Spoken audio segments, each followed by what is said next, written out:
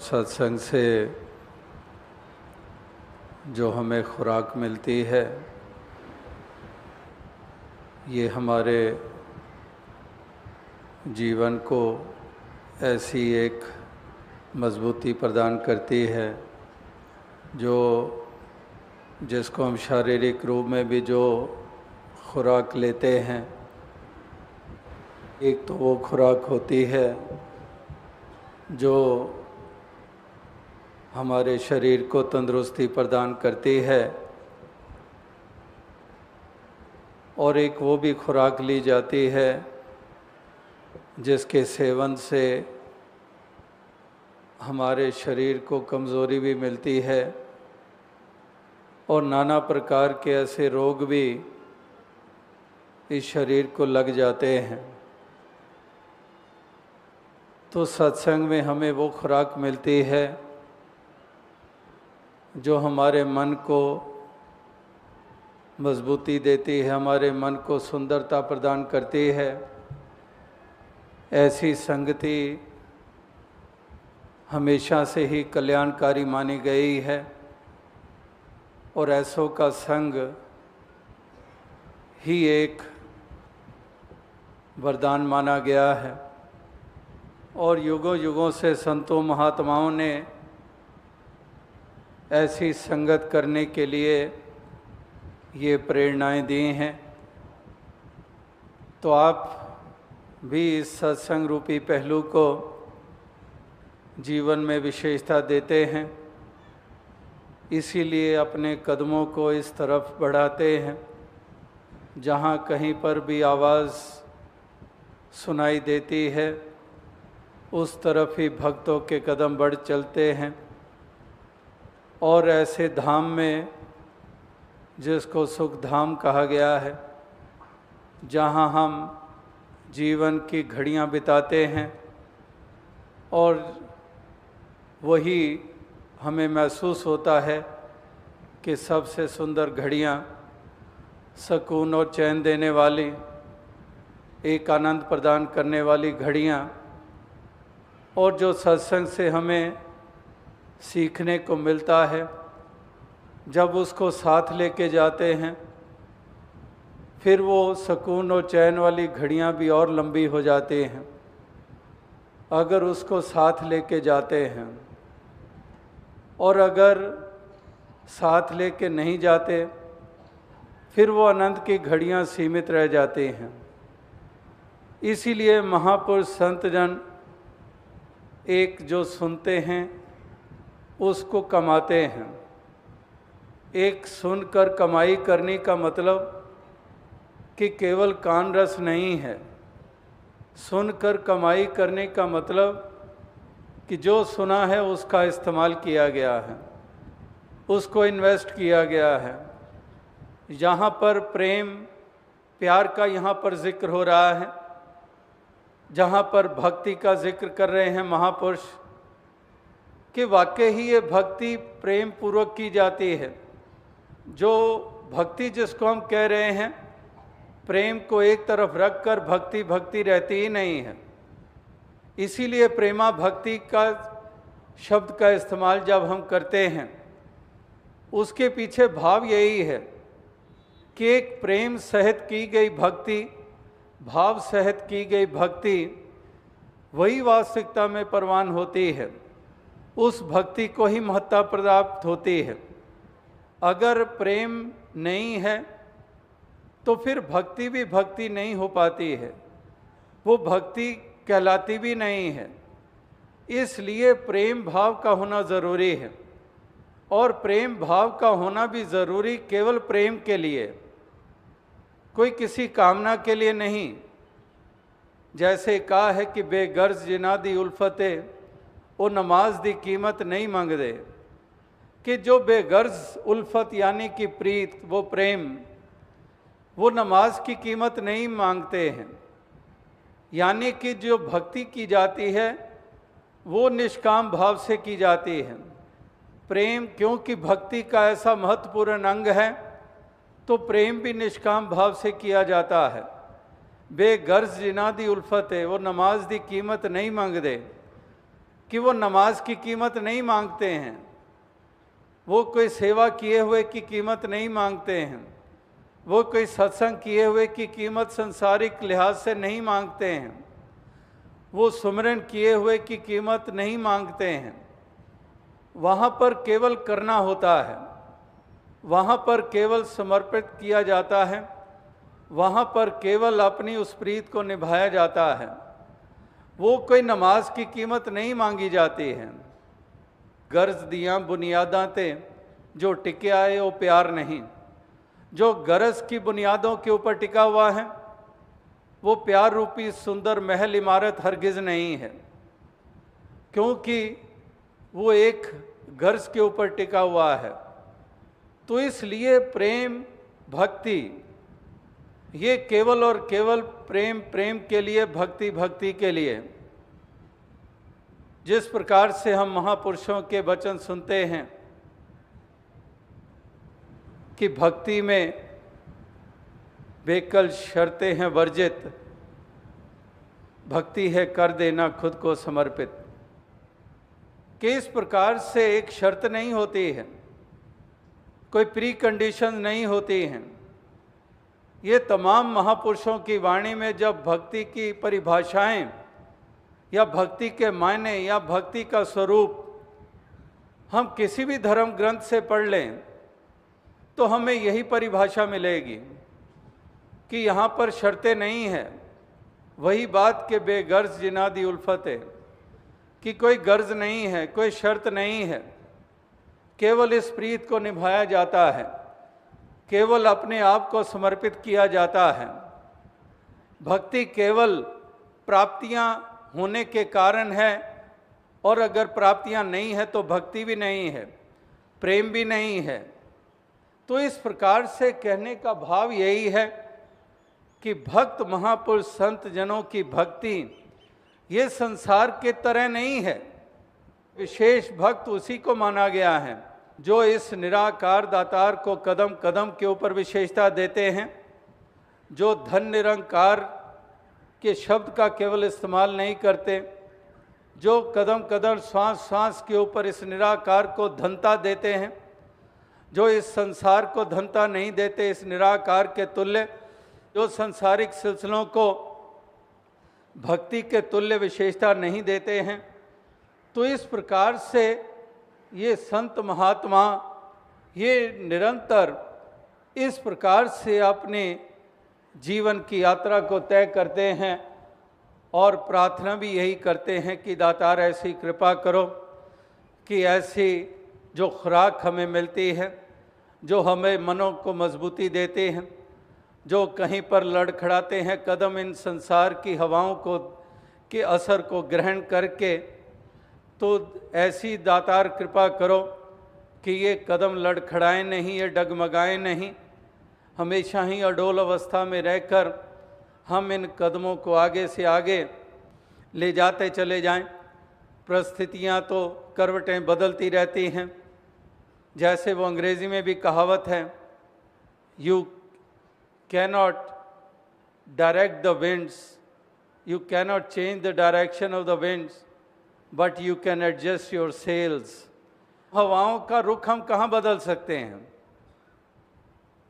लेकिन अपने आप को हम इस प्रकार से वो दिशा दे देते हैं, इस प्रकार से उस सेल की एक उसके रुख को बदला जाता है।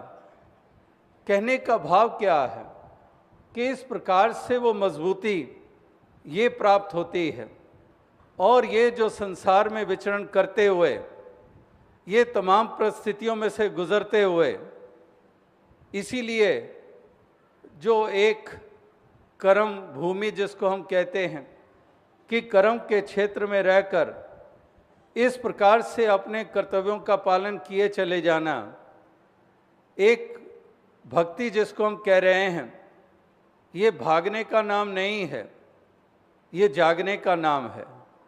तो इस प्रकार से एक भक्ति हमेशा ही संत महात्मा भक्तजन वो इसी प्रकार से करते आए हैं, जिन्होंने इस निराकार दातार के साथ अपनी प्रीत लगाई, और ये प्रीत किसी शर्त पे ऊपर आधारित नहीं की, ये किसी पाने और खोने के साथ नहीं इसको जोड़ा। हमेशा ही वो हर हाल में इस निराकार के गुणगान भी करते चले गए हैं, और इसी प्रकार से वो अपने आप को इसी को समर्पित करके इस जीवन के सफ़र को वो तय करते चले गए हैं। तो आओ साथ संगत, कहने का भाव यही है जो दास बात कह रहा था कि महापुरुष, संत जन, भक्त जन वो जो कुछ भी सत्संग में सुनते हैं और जो कुछ भी सत्संग में सुनाई देता है, ये आधारित होता है उस रोशनी के ऊपर, उस ज्ञान के ऊपर, उस बोध के ऊपर। और वो ज्ञान, वो बोध जो हमें मुक्ति भी प्रदान करता है, जिस ज्ञान के होने के बाद ही भक्ति को सही स्वरूप मिलता है। जिस तरह से हम निरंतर पढ़ते सुनते आ रहे हैं कि इस निराकार दातार के बोध के बगैर की हुई भक्ति भक्ति भी नहीं कहलाती है, वो भी एक जिज्ञासा हो सकती है, वो केवल एक प्राप्ति की इच्छा हो सकती है, वो केवल और अन्य प्राप्तियों के लिए वो की हुई क्रियाएं हो सकती हैं। लेकिन असल भक्ति की यात्रा आरंभ होती है एक इस सत्य का बोध हो जाने के बाद।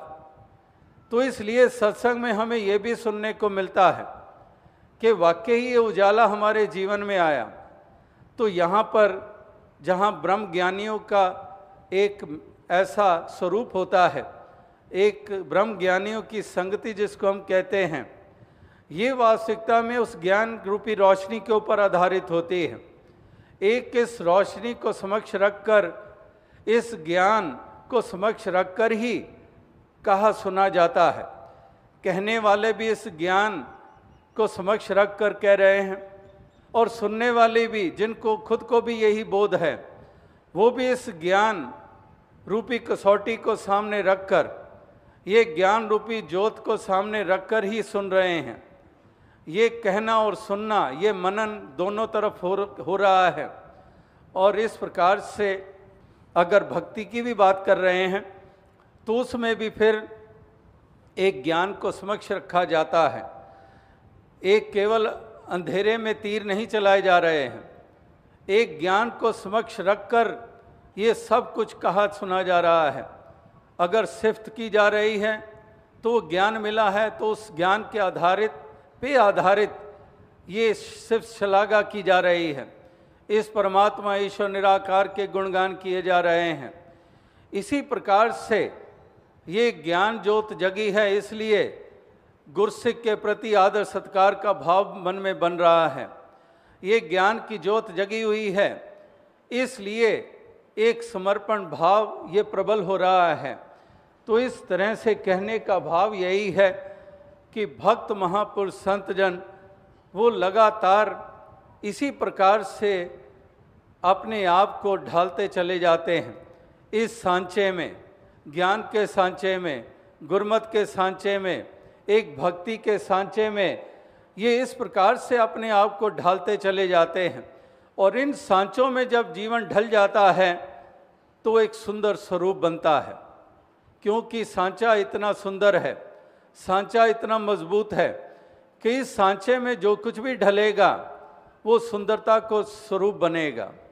तो इसलिए ऐसे सांचे में ये ढल जाना, एक ज्ञान मेरे कर्म के रंग से उसको रंग देना, इस प्रकार से ये महापुरुष संत जन भक्त जनों की वाणी वो इसी और ही हमें अग्रसर करती है।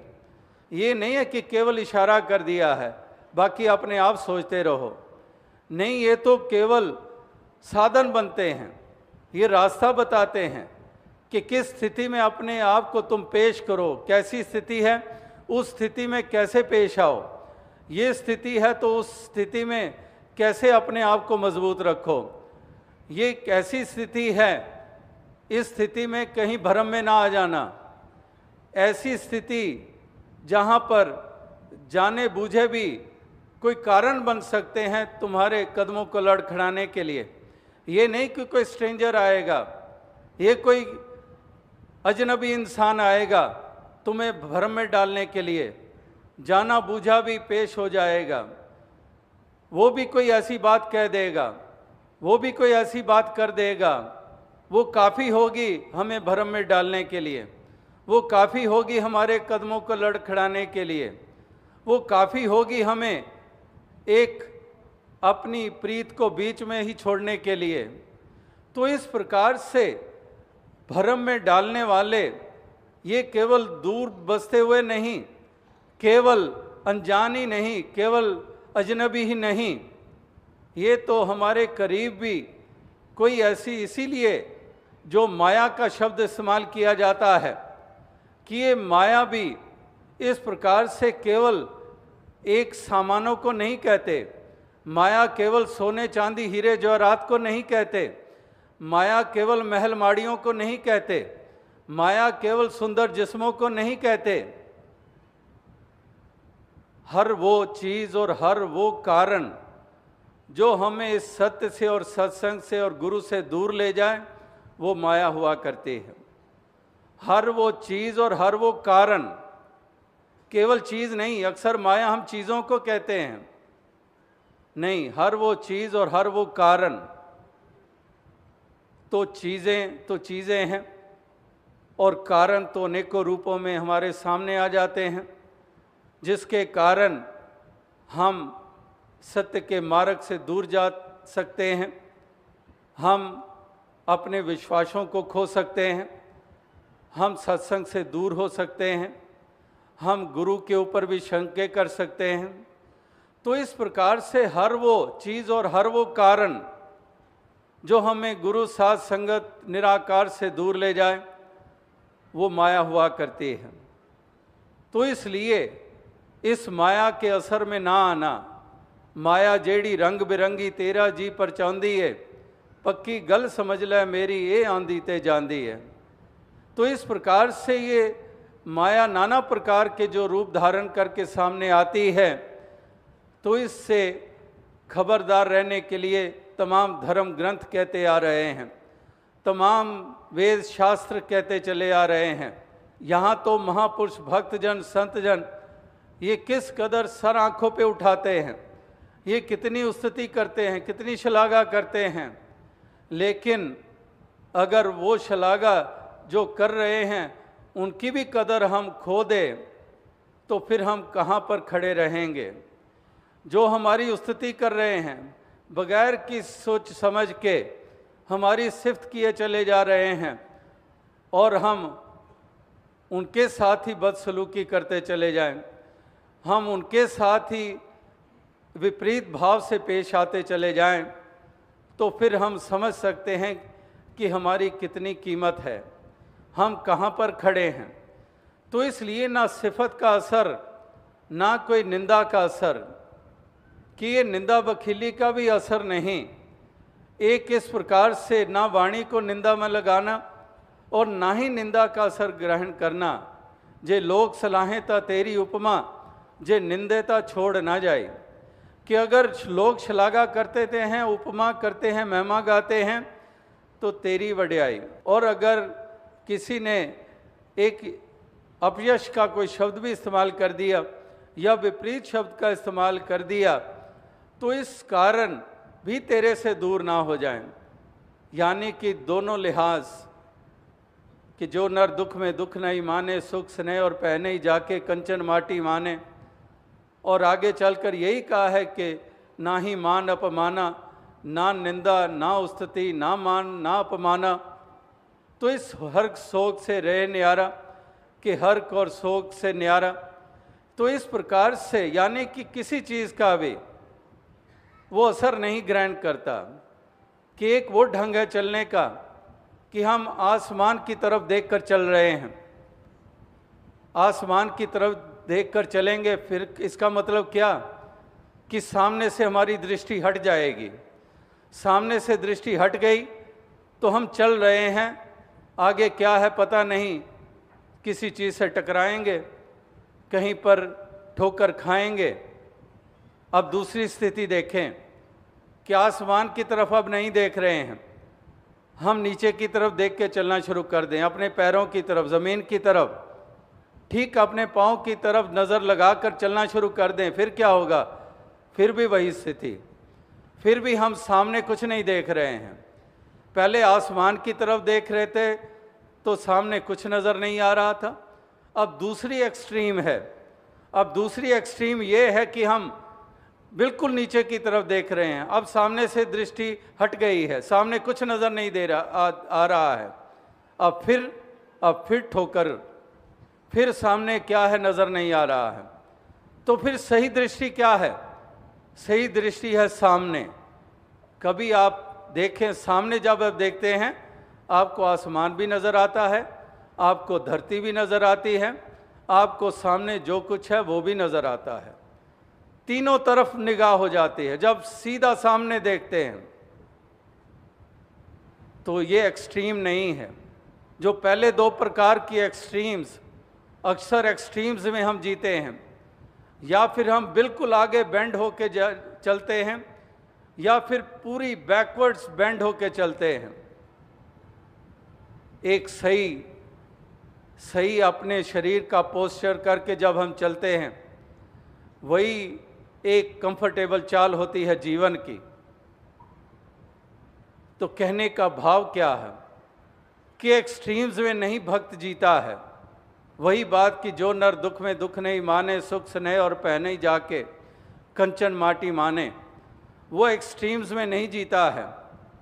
एक मध्य मार्ग जिसको हम कहते हैं, मिडल पाथ, जो गौतम बुद्धा जी ने भी कहा कि एक मिडल पाथ, एक मध्य मार्ग।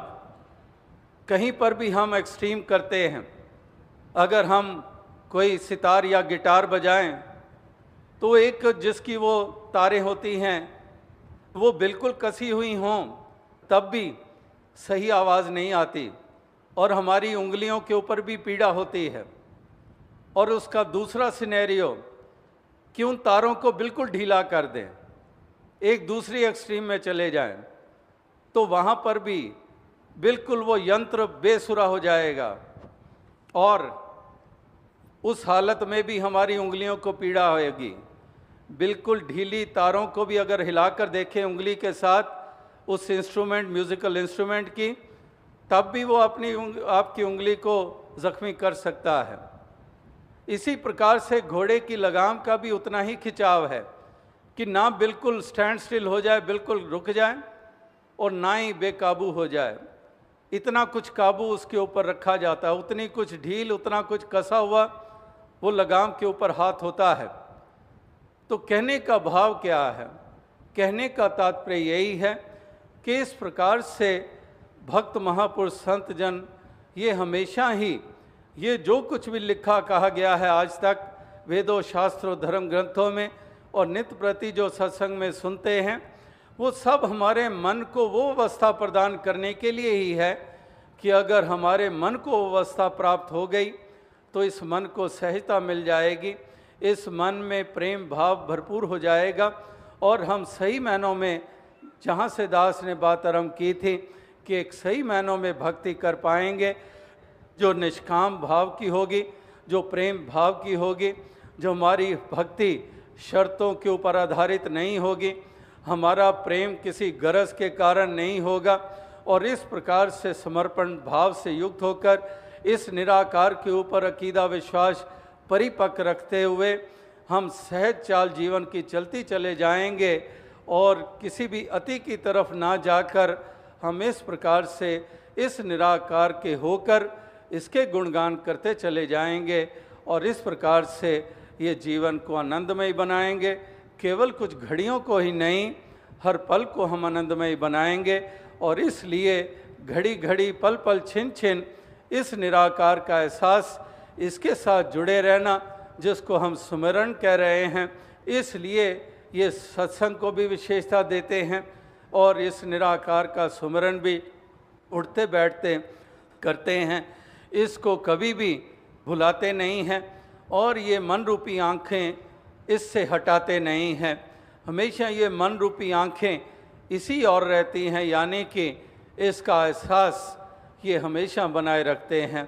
और जब इसी का एहसास आठों पहर बना हुआ है, जब इसी का एहसास ये कदम कदम पल पल के ऊपर है, तो फिर ये सारी ही जो कुछ भी हमने सुना महापुरुषों की वाणी के रूप में, जो महापुरुषों ने बताया, तो ये पल पल छिन छिन का एहसास, इसकी याद ये इतनी मदद करती है कि जो हमने सुना, जो हमने सुनाया, जो हमने पढ़ा, जो हमने पढ़ाया, क्योंकि पल पल इसका चेता है, तो इसलिए वो सब की सब शिक्षाएं वो हमारे लिए मददगार साबित हो जाता है वो सुमिरन। तो इसलिए वो सब हमारे जीवन में रच जाता है और हमारे जीवन को खूबसूरती मिलती है, हमारे जीवन को सहजता मिलती है। तो यही अरदास प्रार्थना कि दातार कृपा करे कि सभी को ऐसी तौफीक दे, सभी को शक्ति दे, ताकि इस प्रकार की भक्ति सभी कर पाएँ। साध संगत जी धन्य।